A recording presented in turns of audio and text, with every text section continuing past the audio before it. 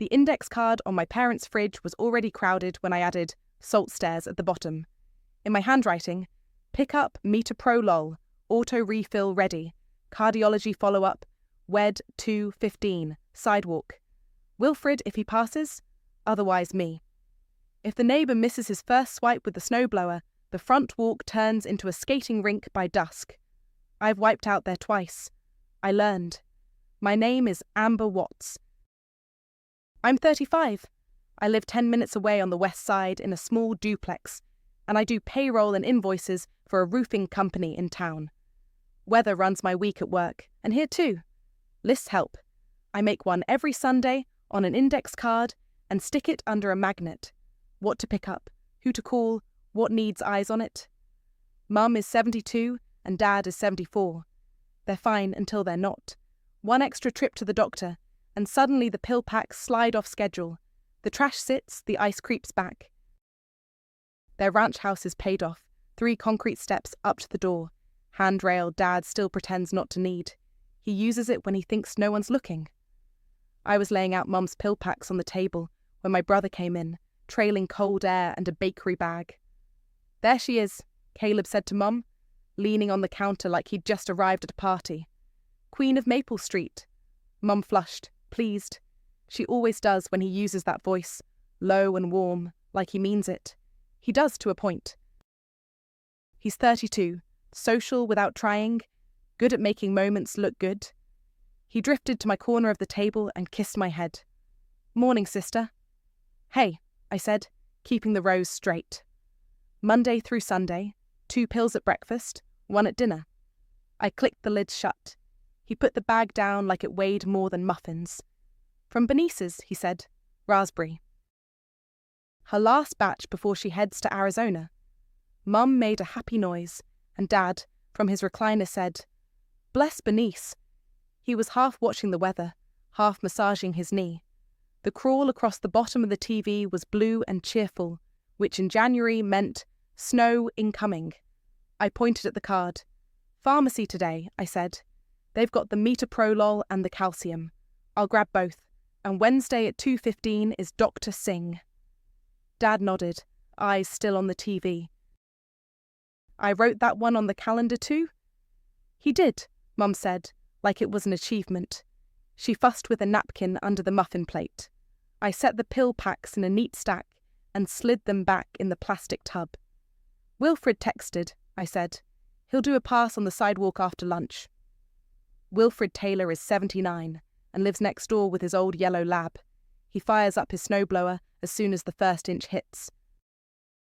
He'll do our front walk if he sees Dad staring out the window and then shake his head when I thank him. He's kind, and also a man who enjoys machinery.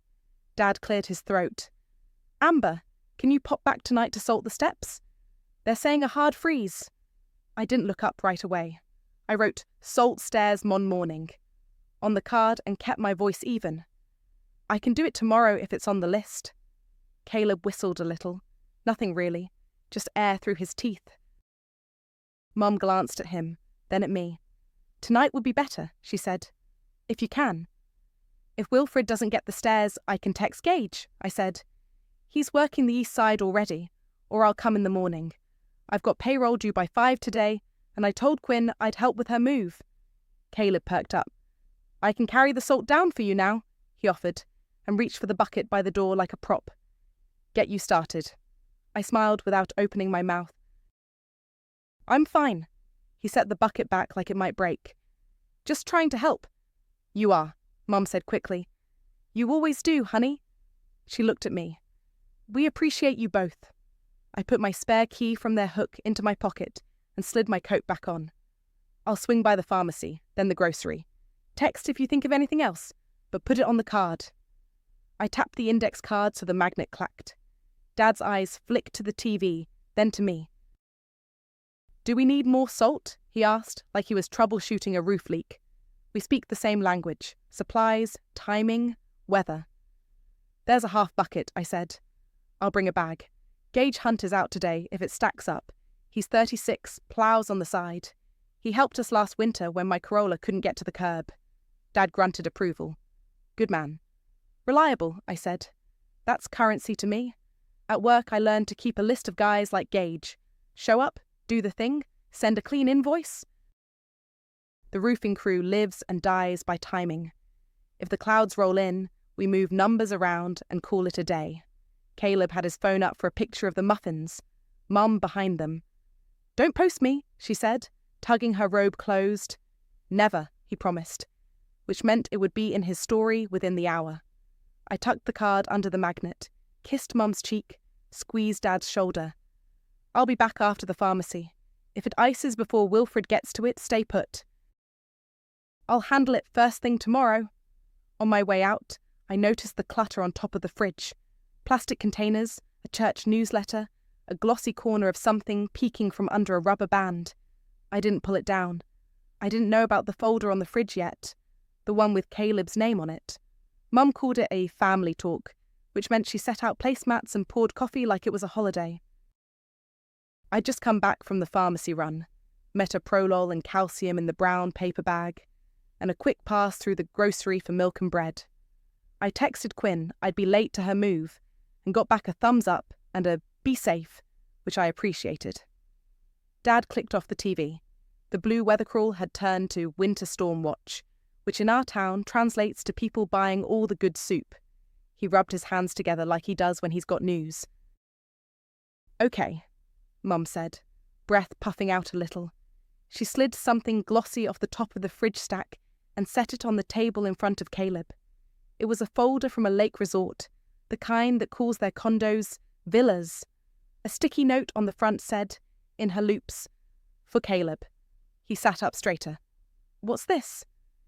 "We want you to have the vacation place," Mum said, looking pleased and nervous at the same time. "You're out and about. You could take friends." "We don't get up there like we used to." Dad nodded. "It's time. Makes sense." I felt the floor tilt. Not a lot, just enough that I reached for the chair back before I sat. I put the pharmacy bag down and kept my face neutral. "What vacation place?" "The condo at Lake Cedar," Mum said, surprised I didn't put it together from the folder. "We've had it since you were in high school. We used to take you kids up for Labor Day." We did. Paddle boats, a game room with sticky carpet, fireworks that always started late. They hadn't been in 2 summers. I hadn't thought about it. Caleb flipped the folder open. There was a brochure with photos of families in white sweaters on a dock, a set of keys on a blue fob, and a letter on HOA letterhead. He scanned, then passed the letter across to me without quite letting go. I read, "Annual dues, 1,240 Oz, due March 1st. Special assessment, $380 for roof work and walkway repairs, due in 30 days from the date of the notice. Late fee $45 after 10 days past due. Payment options, check by mail, online portal, or phone." I looked up at Mum, then at Caleb. He blew out his cheeks like he'd just seen the total on a dinner bill. "Wow," he said, aiming for light. Wow, generous." "It's a gift," Mum said. "We want you to enjoy it. You're good at that." She turned to me. "And you're tough," she added, soft like it was a compliment and an apology together. "You'll figure it out." "I do like figuring," I said, and set the letter back in the folder so the numbers were visible. I smiled without teeth. "Congratulations." Dad was busy with the keys. "We put the parking pass in there too," he said. "The HOA office said they'll change the record once we send in the transfer form. There's a form." He tapped another sheet I hadn't noticed. "What's the assessment for?" I asked, because that's the part people pretend not to hear. "Hail last spring," Dad said. "Insurance didn't cover all of it. Roofers said they had to do 3 buildings. Walkway heaves too." That tracked. We had jobs out that way after that storm. Insurance fights, adjusters dragging their feet, HOAs stretching everything across units so nobody screams alone. Caleb held the keys up by the blue fob until they caught the kitchen light. "So technically," he said, "this is mine now." "Once the form goes in," Mum said, "and we'll cover this first bit if we need to." I raised an eyebrow. "The dues?" I asked, like I hadn't read the line about due dates twice. We can handle it for this year, she said too quickly. We budgeted for it. Dad shifted. Well, he said, we budgeted assuming no more assessments. Caleb nodded fast, reassuring himself. It's fine. I'll handle it. He looked at me like he expected a pat on the arm. I stacked the pharmacy bag, the pill tub, and the empty coffee cup in a neat column so I wouldn't say the first thing that wanted out. The HOA letter says the assessment is due in 30 days from the date, I said, and they start a $45 late fee 10 days after that.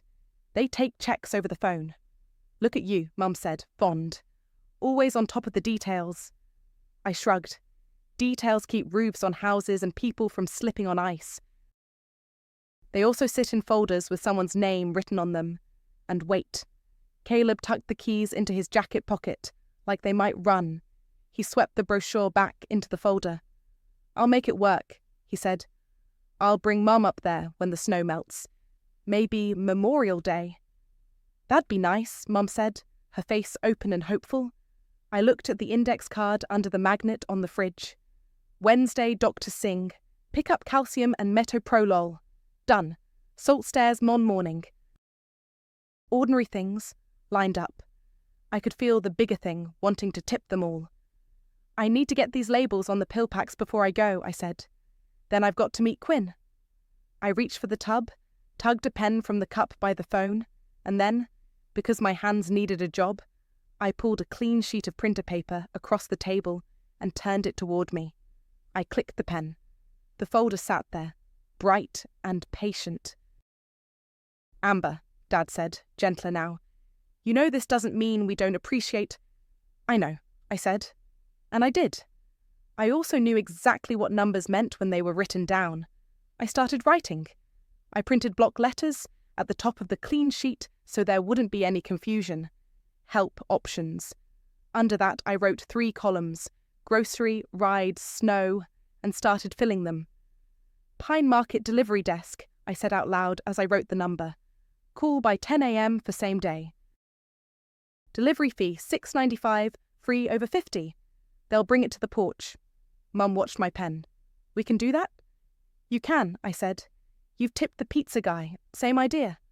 Under rides, I wrote, Senior Ride Network, Andrea Francis. I put her number, and in parentheses, schedule 48 hours in advance. Donation suggested 5 to 10. Andrea is the coordinator. We met at a health fair last fall when I was in line getting flu shots and brochures. She sits behind a folding table and solves transportation like it's a puzzle. For snow, I wrote, gauge hunt, plough, steps. Then his number and, per push, bring cash or he invoices. Dad leaned forward to read, mouth a line. Gauge, he said, approving again. He does clean work. He does, I said. And then I drew a line across the page and wrote the rule part. Simple. If you want me specifically, it gets scheduled. I'll do 2 errands a week, $20 gas each. No last-minute calls. The room shifted a little. Mum blinked like I'd switched to a dialect she didn't know. Caleb, who had the folder tucked into his jacket, the keys making a small clink when he moved, went quiet. Dad rubbed his hands, then flattened them on the table like he could keep us all from sliding. 2 errands, he repeated. Pick the ones that matter most, I said. Text me by Sunday night what you want that week. If it's me, it goes on the calendar. If it's not me, use these. I tapped the list. Doctor, groceries, snow, you won't be stranded. Mum nodded slowly, as if agreeing would make it true. We don't want to be a bother. This keeps it from being that, I said. It keeps it simple. Caleb cleared his throat. What if there's an emergency? Then call 911, I said without sarcasm. Or call me and say the word emergency. If it's a real one, I'll come. If it's, I don't like the ice on the top step, that's Gage. Dad snorted softly. He knew exactly what was and wasn't emergency, and how those lines blur when you're tired. Mum looked at the empty hook by the back door, and then at me. Your key. I've got it, I said, and touched my coat pocket. The hook had been empty since I slid the spare off it earlier. I kept my hand there a second. I'll keep it. It just means I'm not dropping by without things being on the calendar. She opened her mouth, shut it, and opened it again. "We're not used to scheduling you," she said. It wasn't a guilt trip, just a truth. "I know," I said. "We'll get used to it." I stuck the paper under a magnet next to the index card. My block letters looked bossy. Good. I added my own name and number to the bottom with the note, "Text for scheduling." No same-day slots. Mum laughed a little, like that softened it. "You sound like a salon." "I sound like a person with a job," I said. "I have payroll this afternoon." "And Quinn's couch." "Tell Quinn hi," Dad said, still scanning the paper like it might rearrange itself. He looked relieved and worried, both, like he'd been handed a map with the route marked and saw all the hills. Caleb fiddled with the blue fob in his pocket. "I can help too," he said, self-conscious now that there was a system on paper.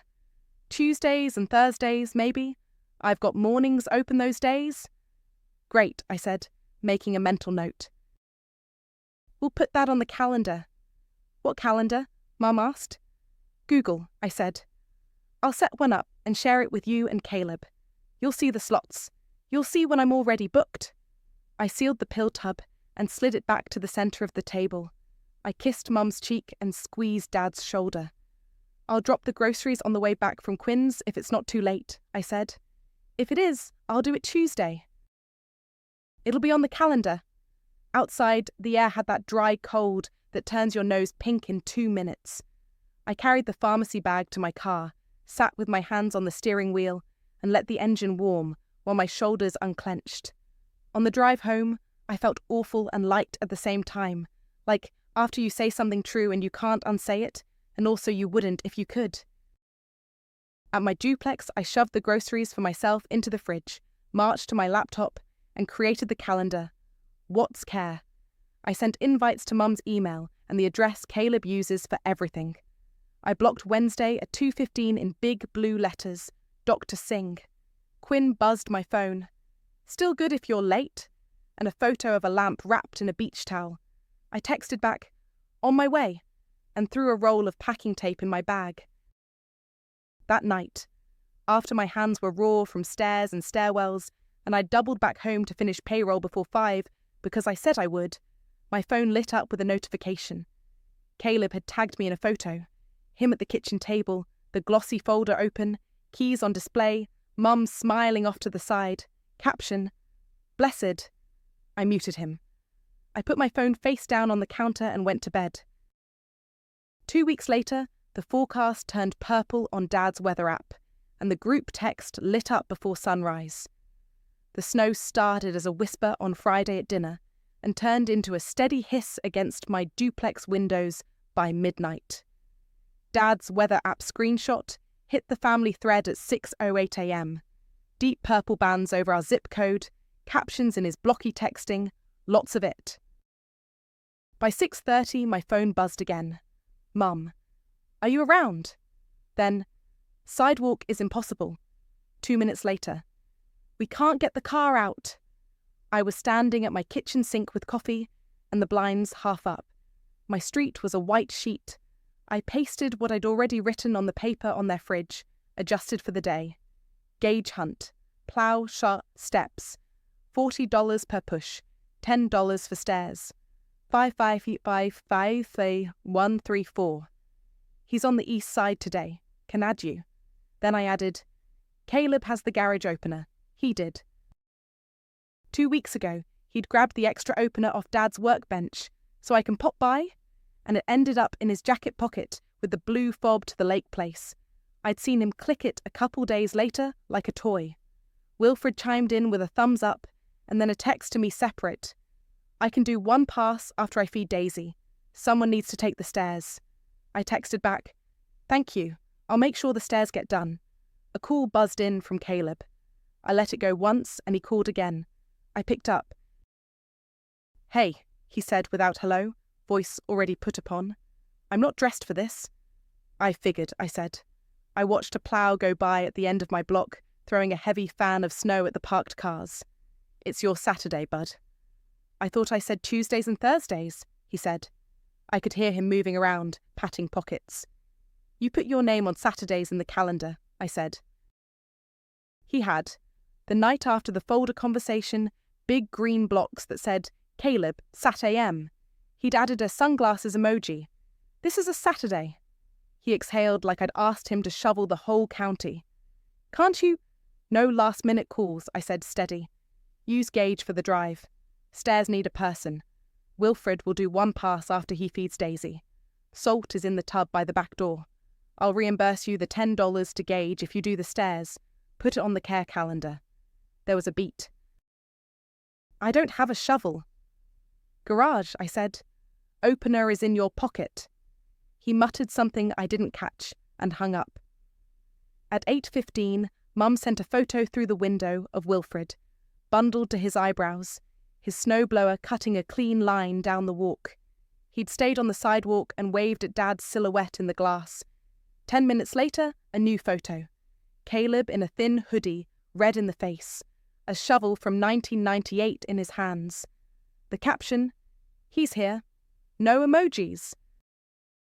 I put my phone face down, did laundry, and paid the roofers guys for last week on the online portal.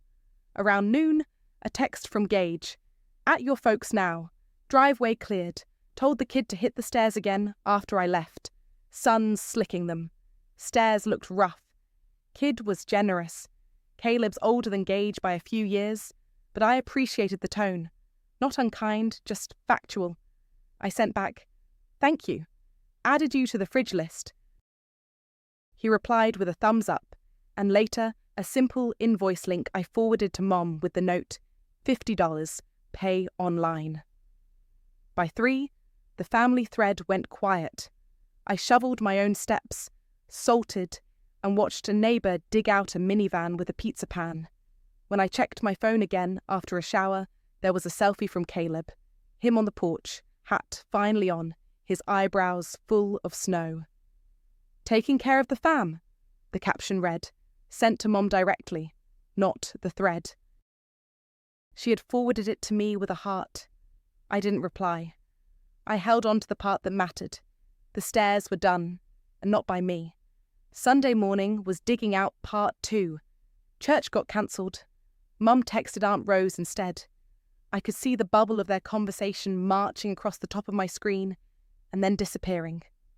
Aunt Rose likes to narrate from the sidelines and tell everyone to be nice. At 11:10, a Venmo notification popped up. Not to me, but a screenshot from Mom. From Caleb, 1/2040, note, HOA dues. Below it, a second one for $50 for Gage with a snowflake emoji. He paid, she wrote, proud as if she'd taught him to ride a bike. Good, I typed. Make sure you two use the online portal for the assessment. The letter said $380 in 30 days. We'll figure it out, she wrote back. You're so organised. I put my phone down and dealt myself a hand of rummy at my kitchen table out of habit. The house was quiet except for the heater cycling on and off. Outside, a neighbour scraped at their windshield like it had wronged them personally. In the afternoon, Caleb texted me directly. Brutal, he wrote. My back is going to revolt. Wilfred is a machine. He is, I said. Salt the stairs again before dark. Melt refreezes. On it, he said. And then 10 seconds later, do you have more salt? Half a bucket, I said. Pick up a bag when you're out. Receipts on the calendar. 2 errands a week. Gas money's $20 a trip. He sent a saluting emoji. I pictured him rolling his eyes and did not care. Monday, I opened my wallet to grab my work ID and the pharmacy receipt slid out in a little fan. I'd picked up meds 3 times this month when they were out. Calcium, metoprolol, and Dad's statin the refill hadn't autoed. I stacked the receipts on my counter and, with a pen, wrote the total at the bottom, $160. I looked at the number for a long minute, the way I look at a roof bid, and decided I wanted it back. I brought the receipts like evidence I wished I didn't need. I'd circled the totals in pen and wrote the running sum at the bottom, $160. The same kitchen table, the same brown pill tub already squared to the edge. Outside, the snow had settled into grey piles at the curb. Wilfred's walkway lines looked like rulers. I need to square this. 160, I said, putting the stack down in the middle. Pharmacy runs this month. Mum pinched her mouth. We didn't ask you to pay. You asked me to pick up, I said, keeping my tone even. They don't do IOUs. Metoprolol, calcium, statin. Here's the dates. I slid the top receipt toward her and tapped the timestamp. I'll take a check. Or cash. Whatever's easier. Dad reached for the reading glasses he refuses to wear in public and peered at the paper. That was the day of my knee, he said, recognizing his own mess of a Tuesday. Yeah, I said. I swung by after Andrea's ride brought you home. Mum's voice softened a notch. We appreciate you doing it, Amber. It's just, tallying like this feels... She stopped herself and rearranged the sugar packets in their dish. Transactional, I said, not unkind. She winced. A little. My phone started buzzing on the table. Aunt Rose.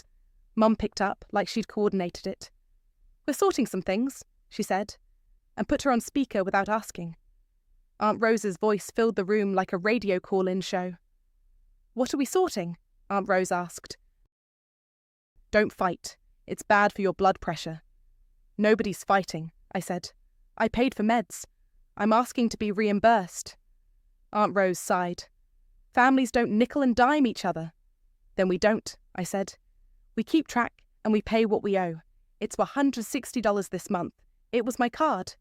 I pulled the stack back an inch and pointed to each line. January 5th, calcium. January 12th, metoprolol. January 26th, statin, because the auto refill missed it. If you want to switch it to delivery, I'll help you call. Dad made the noise he makes when he knows I'm right and hates the shape of the conversation anyway. He opened the drawer by the phone and took out his checkbook. Mum put a hand on his forearm. Caleb's stopping by. He can help sort this out. As if cued up, the back door banged and Caleb came in with a paper cup and a blast of cold. He shook snow off his shoulders and kissed Mum's cheek. My people, he said, and then saw the stack of receipts and the way we were all sitting. What's up, he asked, wary and trying to make it light. I fronted 160 for meds, I said. I'm asking to square it. He set his latte down and reached for the receipts. Totally, he said. He said it like tips at a bar. I'll get you Friday. I'm waiting on a payment right now. Caleb, Mum warned, but he ploughed on. I've got it, he said. Friday. I'll bring cash. Aunt Rose's voice chimed in from the speaker on the table. There, see? Everyone contributes. Amber, don't be so formal. I ignored her and slid a single sheet from the stack free. I wrote $160 in big numbers at the top, and because it was sitting right there on the sideboard where it had migrated back to, I set the sheet on top of the glossy folder with Caleb written on the sticky note. The keys weren't in it this time, just the transfer form and the HOA letter with its neat columns of fees. Caleb's eyes flicked to the folder and back to me. He knew exactly what I was pointing at. I said I'll get you Friday, he repeated, less smooth now. Great, I said. I'll put it on the calendar. I pulled my phone and added it to What's Care, Friday 4 p.m. Caleb, $160 reimbursement. Dad scratched his name on the memo line of a blank check and then stopped. He slid it into the checkbook and closed it. Friday, he said, half to Caleb, half to himself. We moved on. I labelled the refill packs for the week and put the container back in its spot. Mum fussed with the muffin plate, even though there were no muffins. Wilfred texted me a photo of Daisy asleep on his feet and sidewalks dry as a bone, which made Dad smile. On my way out, Aunt Rose was still on speaker, narrating neighbourhood weather like she lived next door. They say another front next week, she said. Everyone just be nice. It's not that hard. Talk later, Rose, Mum said, and hung up. That night, at 8:12, Caleb texted, I'll get you Friday. No punctuation, like the urgency would make it true. Friday came and went. At 4:17, the calendar pinged, and I sent a "You around?" text. He replied an hour later. Got held up? Tomorrow? Tomorrow past 2. I wrote it on the index card for the following week under Other Caleb, $160. When I stopped by Monday with bananas and the mail, there was a cream envelope on the mat by the door. HOA letterhead in the corner, red block letters across the front, final notice. Mum stood with it in her hands like it might burn her. Mum's number lit up my phone before I'd set my own groceries down. I answered on the second ring. "They're saying lean," she blurted. Paper rustled like she was waving it. "Amber, they're saying Leon." "Take a breath," I said. "Read me exactly what it says." She moved the phone and I heard Dad in the background. "Let me see it." Then Mom again, slower. "Final notice. Assessment past due. $45 late fee applied. If not received within 10 days, account will be referred to collections and a lien may be filed." "That's dramatic," I said, "but not fake. It's the assessment for the roof and walkway. The dues were the $12.40 Caleb paid. This is the $380 plus $45. "Can you handle it?" Mom asked, the old reflex. "Just call them and tell them—" "No," I said, calm. "Have Caleb call them. I'll be there while you talk, but I'm not handling it." There was a pause. "He said Friday," she said, small. "He did," I said. "He can say the card number too." I grabbed my keys, and the folder in my head flipped. What day it was? What time the HOA office might be open? Monday, just after lunch. I could be at their house in 10. When I walked in, Dad had his reading glasses on, and the envelope stripped open on the table. The letter was on top, the numbers neat and unignorable. Mum was twisting the phone cord around her finger like we still lived in the era of landlines. Old habits stick. "Call Caleb," I said, shrugging my coat off. "Tell him to come over. He can use the phone here." Dad blew out a breath. "We didn't think it would come to this." "It didn't come to anything," I said, tapping the letter. "It's just a bill with a timer." Mum dialed. "Caleb? Honey? Can you stop by? We need to do something with the condo thing." She listened. "Today?" Another beat. "Yes, please." He showed 20 minutes later, hair damp like he'd just run gel through it, latte in hand as apology. "What's the fire?" he said, trying to throw a smile to each of us. Mum slid the letter across. He looked at the red words, then at me. "I paid," he said, defensive too fast. "You paid the dues," I said. "This is the assessment. $380, $45 late fee." He made the face he makes when he reaches for charm. "Okay, sure, I can do that," he said, and then darted his eyes back to me. "But also, hear me out. I have a solution. What if you take over the care stuff, like the calendar and the errands, and I block you a long weekend up at the place? Like, I give you the keys for Memorial Day, prime time." "No," I said. He blinked. "No? I don't want your weekends," I said. "I want you on the care calendar and to do what you sign up for. Tuesdays and Thursdays, like you said. Saturdays when you put your name there. And you bring the $160 you owe me. That's the trade. You do your share and you pay what you owe." He leaned back like I'd flicked him. "You are making this a job." "It already is," I said. I pointed to the paper under the magnet by the fridge, the one with my block letters. "This keeps it from being chaos." Dad cleared his throat. "What's the total?" he asked, always back to numbers. $380 plus $45. $425, I said. "They take checks over the phone. Or a card. There might be a fee." Caleb stared at the letter, like it might wilt if he stared hard enough. "You can just call and—" "No," I said. "I'll dial. You talk." He looked at Mum for backup. She pressed her lips together and didn't move. Dad put his hand flat on the wood like a traffic cop. "It's yours," he said, not unkind. Caleb sighed, a big stage one. "Fine," he said, "but I'm getting you that weekend. You'll see, it's nice up there." "I know it's nice," I said. "I grew up there. This isn't about nice. It's about who calls the HOA when there's a bill." A text from Aunt Rose popped up on Mum's phone on the table. "Everyone be kind." Mum flipped it over, like that would turn the volume down on the room. I checked the letter for the office, hours, and the number. Open until 5. I set my phone on the table, hit speaker, and dialed. When a recorded voice picked up, I pressed the extension listed for Accounting and Assessments and slid the phone toward Caleb.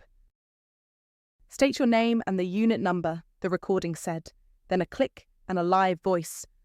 Homeowners Association office. This is Mariah. Caleb looked at me like I might jump in. I didn't. I looked at him, then at Mom, and nodded once. Go ahead, I said. Caleb leaned toward the phone like it might bite. Hi, this is Caleb Watts, Unit 3B at Lake Cedar, he said. We got a letter about an assessment. Hi, Caleb, Mariah said. Pleasant but businesslike. I could hear keys tapping. Let me pull that up. Okay. Assessment for roof and walkway, $380. There's a $45 late fee applied. Total due today is $425. Right? He said. So, my parents just got the place transferred to me, kind of a surprise gift, and the timing. I understand, she said, same tone. We can take a check by phone or a card. If you prefer, there's also the online portal. He glanced at me, trying for a look that said, save me. I didn't. I tipped my chin at the letter. Can we do anything about the late fee? He asked, pushing charm out through his teeth. It's been, 10 days? I've been shoveling my parents' walk all weekend. He laughed, like the world should appreciate the visual. We apply late fees per policy, Mariah said, not unkind. They're automatic. If you want to appeal it, you can email the board. They meet monthly. So that's a no, he said, still trying to sound breezy. That's the process, she said. Would you like to pay today? He took a breath and nodded, even though she couldn't see him. Card, he said. It's easier. There's a processing fee for credit cards, she said. 2.9%. E-check has no fee if you have your routing and account numbers. He patted his pockets like the numbers might be hiding there. Of course he didn't have them. Card is fine, he said, resigned. Whenever you're ready, Mariah said. He rattled off 16 digits. Expiration code. He winced when she read the total back with the fee. $437 and change. And please confirm the billing zip, she finished. 49812, he said, then corrected himself. Sorry, 49821. The zip where he actually gets mail. She took it in stride. Thank you, she said. I have a confirmation number for you. She read it slowly. I wrote it on the letter in the corner and slid it across to him. He didn't pick up the pen. I underlined it and circled paid to Bayezine. Is there anything else I can help with? She asked. Is there any other surprise money coming? He said, trying for a joke. It landed with a thud. The next quarterly statements go out in March, she said. Annual dues you paid cover through the year. You can set up autopay on the portal if you'd like. We'll look at that, he said. All right. Have a good day, Mariah said, and the line clicked to the generic hold music for a second, and then cut. The room went quiet. Mom's shoulders dropped like someone had untied a knot. Dad took his glasses off and wiped them on the hem of his shirt, a habit I'd watched since I was a kid. This, I said, tapping the letter where I'd written the confirmation, is what it costs to have the thing. Caleb put his elbows on his knees and looked at the floor. Got it, he said, and for once there wasn't a sales pitch tucked behind it. I pulled my one-page help options list from under the magnet and set it in front of him and Mom again. Here's what we're doing, I said, steady.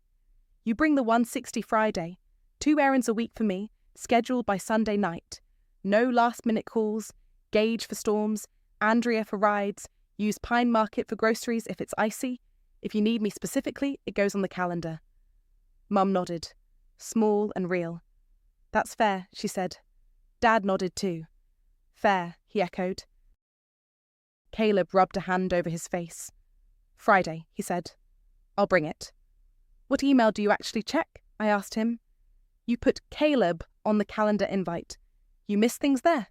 He hesitated, then admitted. I look at the Gmail. The old one bounces sometimes. I opened my phone and added the Gmail to the What's Care share, toggled all event notifications. I pulled Wednesday's appointment up and added him as a guest with a 10 a.m. reminder. Dr. Singh, 2:15. You're on for the drive Thursday anyway, I said. If something changes, it'll ping you. He looked at the screen, then at me. Okay, he said. I'll do Tuesday and Thursday mornings. I can do salt and trash and pharmacy if it's on there. Good, I said. Put it on there. Mum reached for my hand like she wasn't sure if I'd let her have it. I did. Her palm was cool from holding the envelope. I don't like the money part, she said. Honest, no edge. But I like the calendar. I like knowing.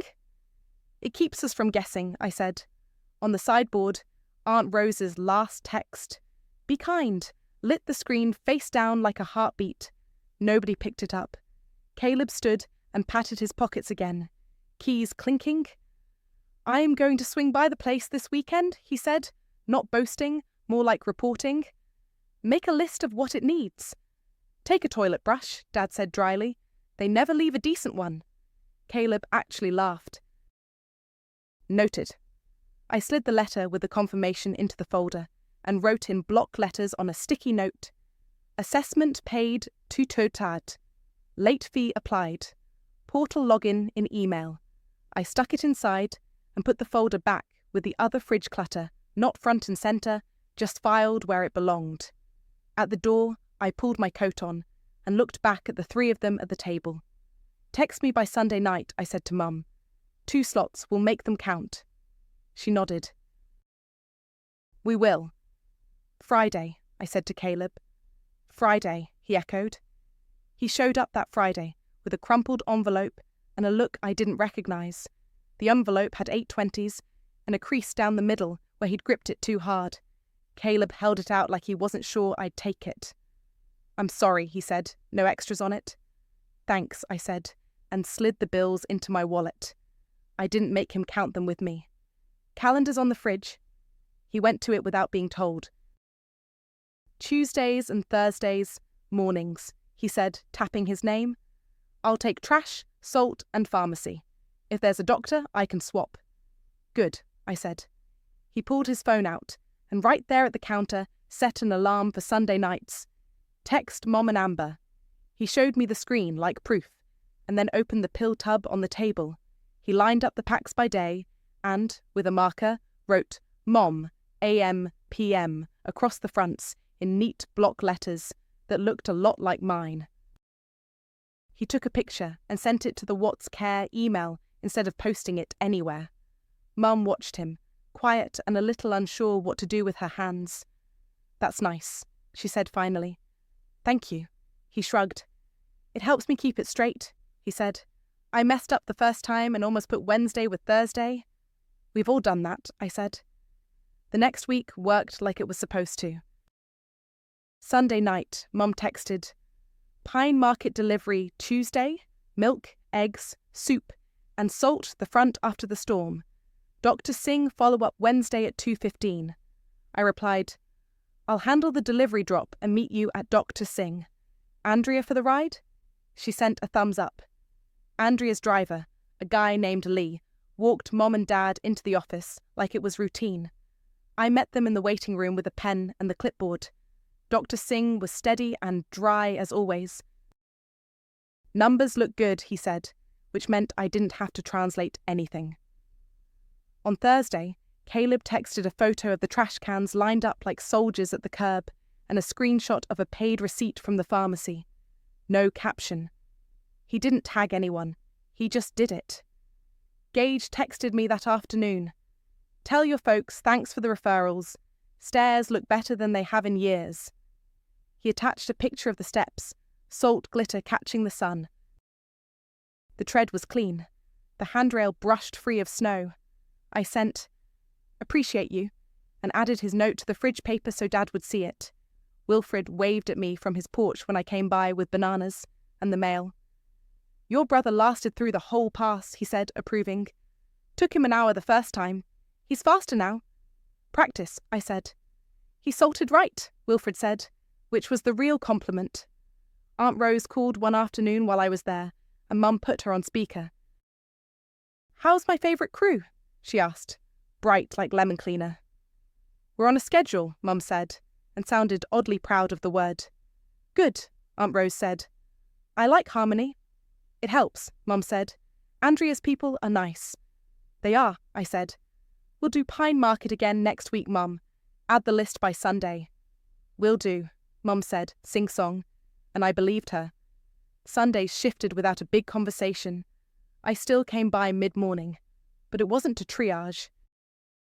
I brought coffee, and Dad and I checked the weather like we were on the same crew. He'd say, "Looks like flurries Tuesday," and I'd say, "Gauge is on the east side then, we're fine." And he'd nod, satisfied. We played rummy at the table, slipped into the easy silence that came back when I wasn't waiting for the next ask. Caleb started texting me questions that weren't performative. Is Pine Market out of the good soup? Where do they keep the salt when the bucket's empty? Practical ones. He put a note on the condiments shelf. Salt bags. Basement. Top shelf. He taped it crooked, and I left it that way. The folder stayed in the kitchen stack. Not a shrine, just paperwork. Caleb sent Mum a calendar invite for a Lake Place day trip, when the snow melted, and I watched her accept it with a small smile. He went up by himself once before that, just to walk through. He came back with a bulleted list on his phone. Toilet brush, batteries for the smoke detectors, weird smell under sink. He texted me a photo of the maintenance board in the laundry room, and a note. "They fine you if you leave trash out. Ask me how I know." There was no audience for that one, but me. Memorial Day weekend, my phone buzzed with a selfie from a bathroom I recognised by the fake seashell soap dish. Caleb had a toilet brush in one hand and a roll of paper towels under his arm. His hair was pushed back with sweat. The caption, "You were right about the maintenance." I laughed out loud, set my phone face down, and dealt out cards for rummy. Mum counted her points out loud, the way she always does. Dad squinted at his hand, and then at me, like he could read my strategy. The house was warm, windows cracked for the first time in months. Outside, a mower droned 2 streets over. No emergencies pending. The index card under the magnet had 2 neat lines for the week ahead. Tuesday, Pine Market delivery. Thursday, trash, salt if needed. Below it, the help options sheet with Gage's number, Andrea's line, and Pine Market's desk. The care calendar on my phone had blue and green blocks, not all my colour. Caleb let himself in, later, not for a photo, just because it was his Thursday. He checked the pill packs, turned 3 of them so the labels faced the right way, and took the trash out without a word. "Queen of Maple Street," he said to Mom on his way past. But he said it like a joke for the 4 of us, not for anyone else. She rolled her eyes and smiled. "Go salt the back steps," she said. And he did. I still do 2 errands a week. I still bring bananas and cut them in half so Dad doesn't say they're too big. I still text Quinn to complain when the Pine Market app glitches and delivers generic soup. But I do it from a place that doesn't feel like I'm the only thing holding the house up. When I leave on Sundays now, I tap the index card and the help options page, and they are just paper. The door closes behind me, and the handrail glints where someone wiped it down. I don't check my phone in the driveway. I don't have to.